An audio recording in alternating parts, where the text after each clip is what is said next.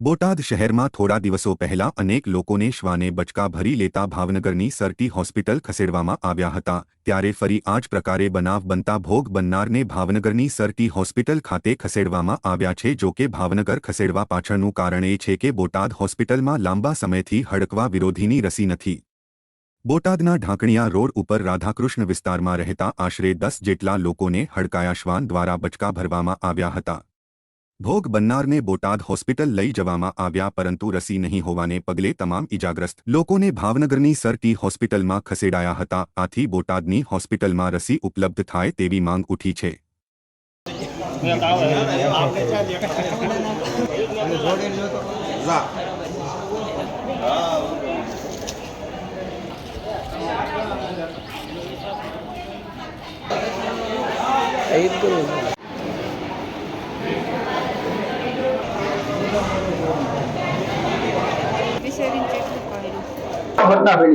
મારું નામ રાજુભાઈ અર્જનભાઈ સોલંકી, બોટાદ રાધાકૃષ્ણ 2।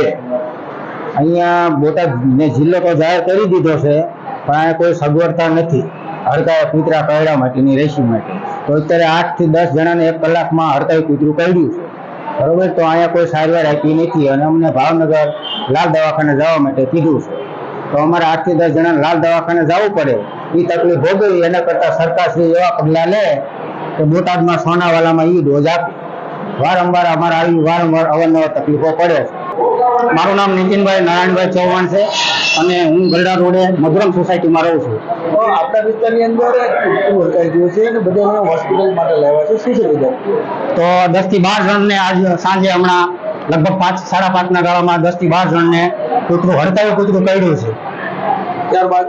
ત્યારબાદ એ બધાને સોનાવાલા આપણે બોટાદ જિલ્લાની જે સોનાવાલા મોટી હોસ્પિટલ છે ત્યાં લાવ્યા છે, પણ ત્યાં હજી ઇન્જેક્શન બધાને સારવાર માટે ઇન્જેક્શન આપ્યા છે, પણ જે મેઇન રસી આવે એની કોઈ સગવડતા નથી। અને અમારી બધાની એવી માંગ છે કે આ બધાને ભાવનગર શિફ્ટ કરે એ પહેલા અહીંયા, અને અવારનવાર ઘણા સમયથી અમે અરજીઓ પણ આપી છે કે લગભગ 3-4 વર્ષ થઈ ગયા, 3-4 વર્ષથી હડકાયા કૂતરાનો આમ આતંક છે બોટાદની અંદર, પણ તો હજી કોઈ કાર્યવાહી થઈ નથી આ રસીઓની।